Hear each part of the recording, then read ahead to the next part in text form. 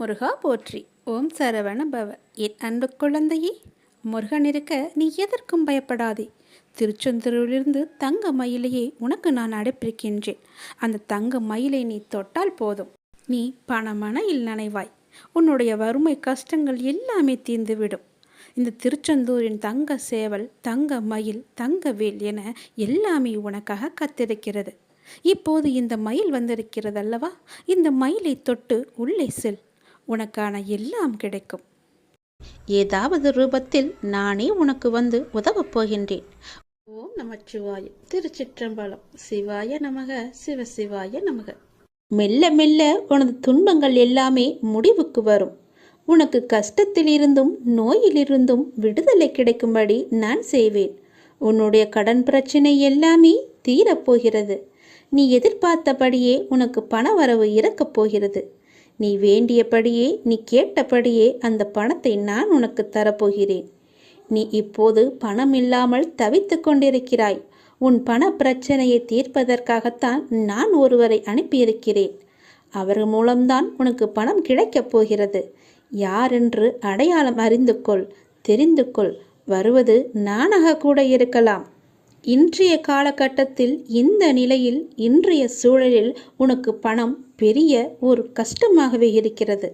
அந்த பண பிரச்சனை எல்லாமே தீரும் வகையில் நான் உனக்கு ஒரு வழியை ஏற்படுத்தியிருக்கிறேன். அந்த வழி சிறப்பானதாக இருக்கும்.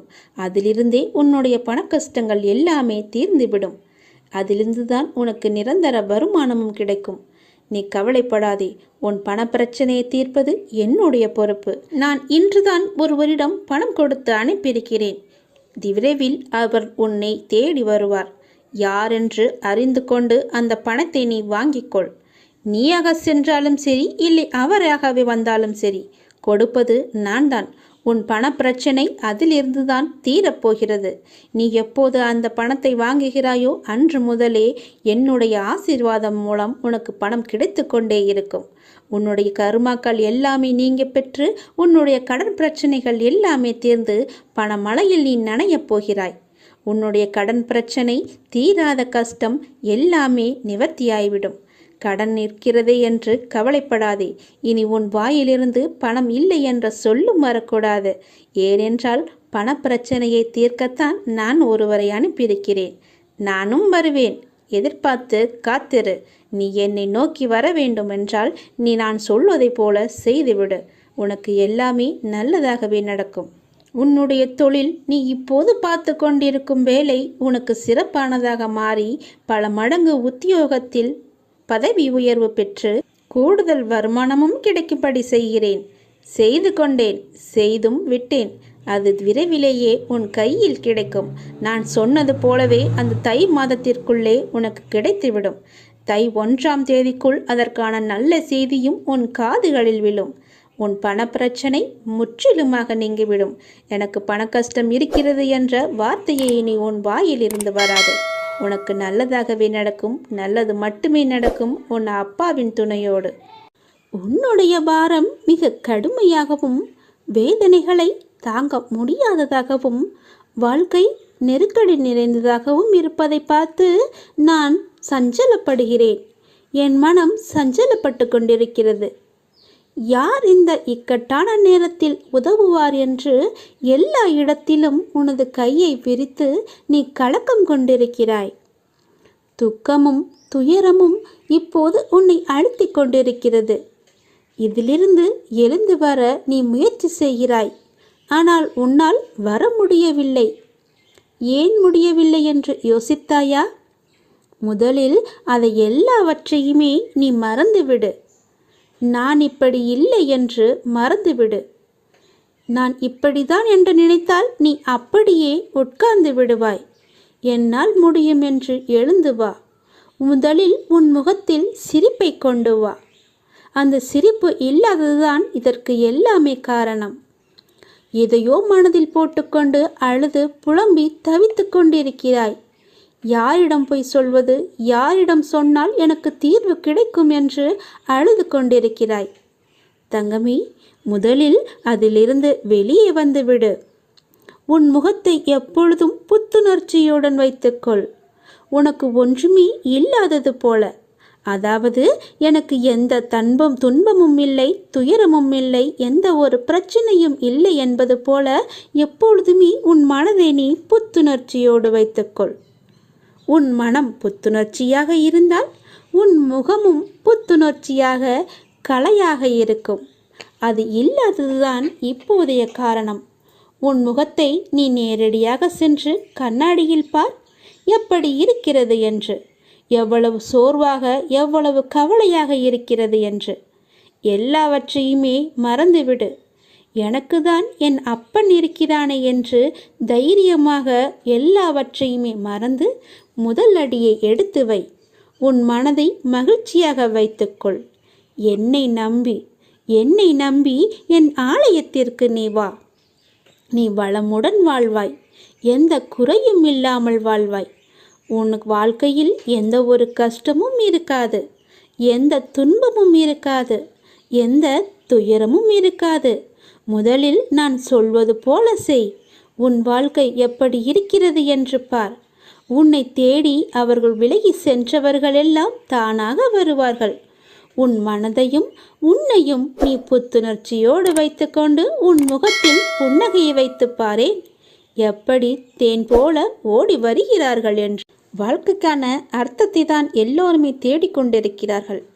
ஆனால் எப்படி வாழ்வதற்கான அர்த்தங்களை யாருமே தேடுவதில்லை. அதை தேடியிருந்தால் வாழ்க்கையை நிம்மதியாக வாழ்ந்திருக்கலாம். ஏன் அவ்வாறு செய்ய மறுக்கிறார்கள் என்று தெரியவில்லை. எத்தனையோ முறை சொல்லியாய்விட்டது. வாழ்க்கையில் எதுவுமே காரணங்கள் இல்லாமல் நடக்காது. எல்லாவற்றிற்குமே பின்னால் நிச்சயமாக ஒரு காரணம் இருக்கும். இப்போது இந்த பதிவை நீ கேட்பதற்கு கூட ஒரு காரணம் நிச்சயமாக இருக்கும். அது அந்த இறைவனுக்கு மட்டும்தான் தெரியும் என்று நீ நினைக்க வேண்டும், நம்ப வேண்டும். உன்னுடைய வாழ்க்கையின் பாதையின் அழகை சொல்ல உனக்கு வார்த்தைகளே இருக்காது. உன்னுடைய வார்த்தைகளை நீயே தேடிக்கொண்டிருப்பாய். அவ்வளவு அழகானதாக உன் வாழ்க்கை மாறப்போகிறது. வாழ்வில் நம்பிக்கை, நிதானம், பொறுமை, சகிப்புத்தன்மை, அறநெறியில் வாழுதல், பிறரிடம் புறம் பேசாமல் இருத்தல், இதை நீ கடைப்பிடித்தாலே உன்னுடைய பாதை சுகமான பயணமாக உன் வாழ்க்கை அமையும். உன் பாதையும் நன்றாகவே இருக்கும். எந்த ஒரு கரடும் முரடும் இல்லாமல் நன்றாகவே இருக்கும். நீ உன் அப்பாவை அழைக்கும் தருவாயில் உன் சத்தம் என்னுடைய மனதிற்குள் இருந்து உனக்கு ஆரம்பிக்கும். கேட்கும் முன்னரே உன் முன் நான் இருப்பேன். ஏனென்றால் என் இதயத்தில் தான் உன்னை சுமந்து கொண்டிருக்கிறேன். இது அப்பாவின் வாக்கு. நீ உன் வாழ்க்கையில் முன்னோக்கி மகிழ்ச்சியாக செல்லும் காலம் வந்துவிட்டது. நம்பிக்கையோடு நான் கூறும் வார்த்தைகளை எல்லாமே பின்பற்று. நீ எதையெல்லாம் இழந்தாயோ அதைவிட அதிகமாகவே உன்னை வந்து சேரும். நான் நிச்சயமாகவே சேரும்படி செய்வேன். இது மிகவும் அவசரமான செய்தி, நீ சந்தோஷமான செய்தி. இதை நீ புறக்கணித்து விடாதே. இதற்கும் ஒரு காரணம் இருக்கிறது. சந்தோஷ செய்தி என்கிறீர்களே, அப்படி என்ன சந்தோஷமான செய்தி என்றுதானே நீ கேட்கிறாய்? நீ கேட்டதை, நீ நினைத்ததை நான் தரப்போகிறேன். விரைவாகவே அது உன்னிடம் கிடைக்கும்படி நான் செய்ய போகிறேன். நீ கேட்டது எல்லாமே உனக்கு கிடைக்கும். என்னிடம் வெகு நாட்களாக கேட்டுக்கொண்டிருந்தாய். புத்தாண்டு அன்று என் ஆலயத்திற்கு வந்து என்னிடம் ஒன்று கேட்டாய். அது உனக்கு ஞாபகம் இருக்கிறதா என்று பார். அதைதான் நான் உனக்கு இப்போது தரப்போகிறேன். அதற்கான காலம் கனிந்து விட்டது. காய் கனியாகி பழம் பழுக்கும் நேரம் வந்து விட்டது. அதனால் இப்போது நான் உனக்கு இந்த நல்ல செய்தியை சொல்வதற்காகத்தான் நான் வந்திருக்கிறேன். விரைவாகவே நான் அதை கொடுத்து விடுவேன். வெகு நாட்களெல்லாம் காத்திருக்க வேண்டாம். இன்னும் 2-3 நாட்களிலே அது உனக்கு கிடைக்கும். நல்ல செய்தியை கேட்பாய் நீ. வாழ்வோம் வளமுடன். நல்ல வழி பிறக்கும் உங்களுக்கு. சீக்கிரமாகவே உனக்கு நல்ல வழி பிறக்கும். என்னை நீ முழுவதுமாக நம்பு. நீ வருவாய் என்று உனக்காக நான் காத்து கொண்டிருக்கிறேன். விரைவில் ஒரு முடிவுக்கு வரப்போகிறது. எது என்று கேட்கிறாயா? உனது துயரங்கள் எல்லாமே விரைவிலேயே ஒரு முடிவுக்கு வரப்போகிறது. நீ தேவையில்லாமல் உன்னுடைய கண்களை நீ கலங்க வைக்காதே. மகிழ்ச்சியாகவே இரு. எப்போதும் உன்னை நீ மகிழ்ச்சியாகவே வைத்துக்கொள். நான் இருக்கும்போது எதற்காக நீ கலங்க வேண்டும்? என்னை மீறி எதுவும் நடக்கப் போவது இல்லை என்று உனக்கு நன்றாகவே தெரியும். எல்லாவற்றையுமே ஆற்றி வைப்பது நான் தான் என்று தெரியும். அப்படி இருந்தும் வீணான மனக்கவலை உனக்குள்ளே எதற்கு? உன்னை நான் தேர்ந்தெடுத்து நான் வசிக்கும் இடத்திற்கு நான் உன்னை வரவழைத்தேன். ஞாபகம் இருக்கிறதா? எப்படிப்பட்ட சூழ்நிலையில் என்னை வந்து சந்தித்தாய் என்று உனக்கு ஞாபகம் இருக்கிறதா? அதனால் நீ கலங்காதே. என்னுடைய வாக்கு என்றுமே பொய்யாகாது என்பதை நீ நம்ப வேண்டும். எந்த சூழ்நிலையிலும் உன்னை நான் கைவிட மாட்டேன் என்று நீ நம்ப வேண்டும். நம்பிக்கையோடு நீ எப்பொழுதுமே இரு. என் அப்பான் என்னை பார்த்துக்கொள்வார் என்ற நம்பிக்கையோடு இரு. என்னை மீறி எதுவுமே நடக்காது. உனக்கு என்ன வேண்டும் என்று என்னிடம் கேள். உனக்கு வேண்டியது எல்லாவற்றையுமே நானே தருகிறேன். அப்படி இல்லை என்றால் நீயே வேண்டியதை எடுத்துக்கொள். எனது கஜானா வாயிற்கதவு உனக்காகத்தான் திறந்து வைத்திருக்கிறேன். அதில் உனக்கானது நிறையவே இருக்கிறது. அதில் உனக்கு என்ன வேண்டும் என்று நீயே தேடி எடுத்துக்கொள். எது உன்னிடத்தில் சேர வேண்டுமோ அது உன்னிடத்தில் தானாகவே வந்து சேர்ந்துவிடும். அதனால் இது வருமா, கிடைக்குமா, எப்பொழுது கிடைக்கும் என்று நீ ஏங்கி உன்னை நீயே வருத்தி கொள்ளாதே. நிச்சயமாகவே அது உன் கைக்கு கிடைக்கும். நீ அறிந்ததை கொண்டு நீ கடவுளை வழிபடு. உனது உள்ளத்தில் இருந்து நீ வழிபடு. வழிபாட்டிற்கு எந்த ஒரு விதிமுறையுமே இல்லை. உன் தாயை எவ்வாறு உனது சேவைக்கு அழைப்பாயோ அதே அன்பும் இயல்புமே போதுமானது கடவுளை வழிபடுவதற்கு. கடவுளுக்கு என்று தனி ஒரு ரகத்தை நீ தேடாதே. இயல்பாகவே அப்பா என்று என்னை கூப்பிடு. உன் அப்பாவிடத்தில் நீ எவ்வளவு உரிமையாக இருப்பையோ அது போலவே நீ என்னிடத்திலும் உரிமையாக இருக்கலாம். ஏனென்றால் நீ என் பெற்றெடுத்த பிள்ளை. நீ என் பிள்ளை நன்றாக இருக்க வேண்டும். என் பிள்ளை என்னிடத்தில் சகஜமாக பழக வேண்டும் என்றுதான் நான் ஆசைப்படுகிறேன். என்னுடைய ஆசையை நீ நிராசையாக்கி விடாதே. என்னிடத்தில் எல்லா உரிமைகளுமே உனக்கு உண்டு. நீ என் பிள்ளை, நான் உன் அப்பா. என் அன்பு குழந்தையே, எல்லோருடைய வாழ்விலும் மாற்றங்கள் வருகின்றன. சிலருக்கு கொஞ்சம் தாமதமாக இருக்கலாம்.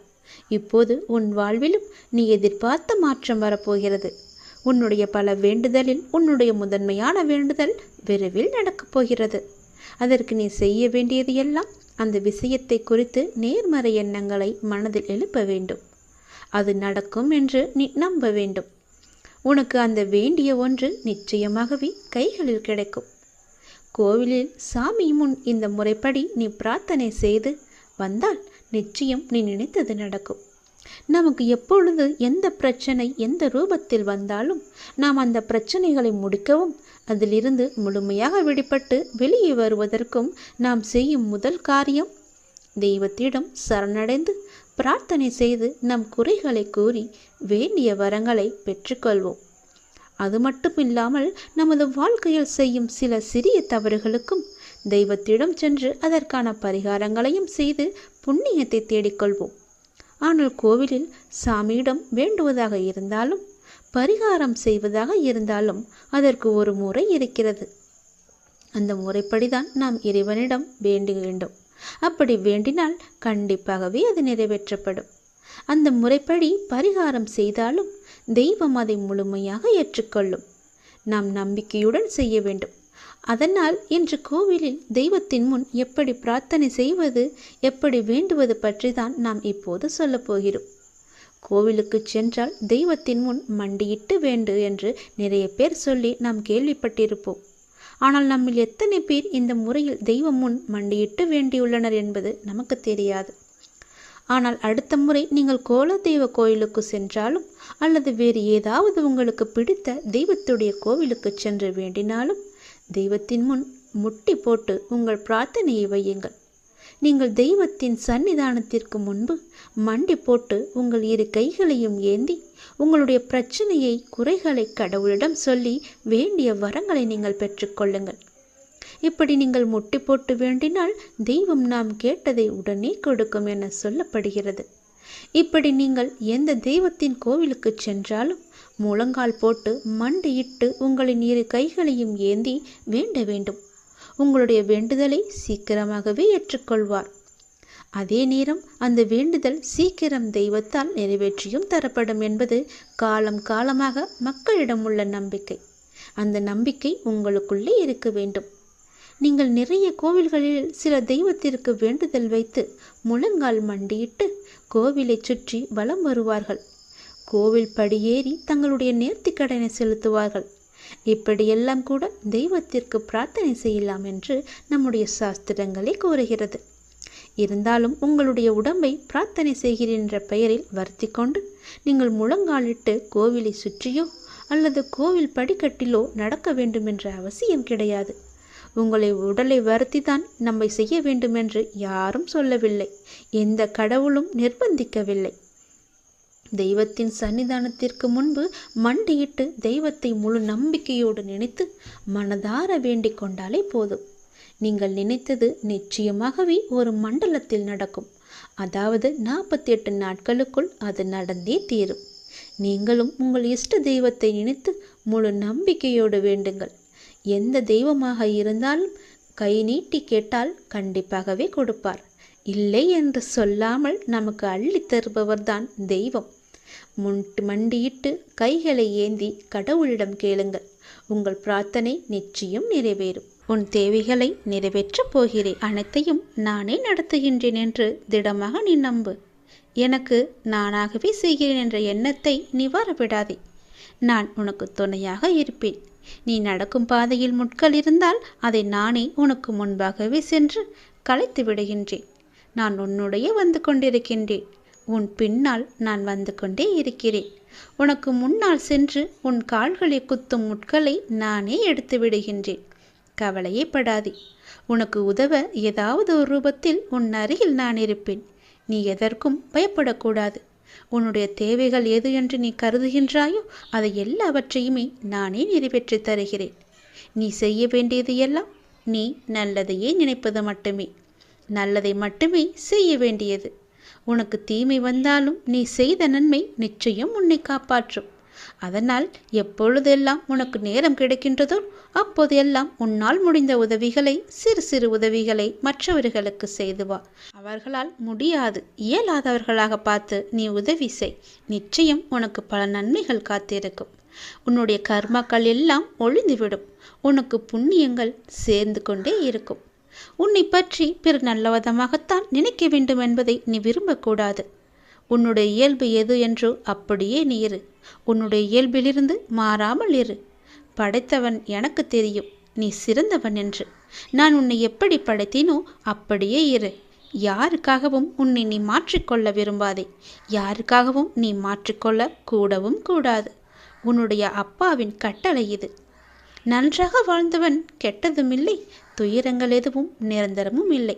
அதனால் உன்னுடைய கஷ்டங்கள், இன்றைய கஷ்டங்கள் நாளையே இன்பமாக மாறும். அதனால் அதை நீ பெரிதாக எடுத்துக்கொண்டு இன்றைய இன்பத்தை நீ தொலைத்து விடாதே. எதுவரை போகட்டுமோ போகட்டும். உனக்கு நான் இருக்கின்றேன். மனம் தளராதே. அனைத்துமே ஒரு நாள் முடிவுக்கு வந்து சேரும். பிரச்சனை என்று இருந்தால் அதற்கு ஒரு தீர்வு என்று இருக்கும் அல்லவா? பயப்படாதே. எல்லாவற்றையும் உருவாக்கியவன் நான் தான். நான் பார்த்து கொள்கிறேன். எதிலும் பொறுமை, எங்கும் பொறுமை. உன்னிடத்தில் அனைத்து நல்ல பண்புகளையும் நான் கொடுப்பேன். உன்னுடைய கர்ம பலனை நான் கழித்து வருவதால் உனக்கு எல்லாமே தாமதமாகிறது. நம்பிக்கையை மட்டும் கைவிட்டு விடாதே. என்னை நம்பு. யார் விட்டாலும் நான் உன்னை கைவிடவே மாட்டேன்.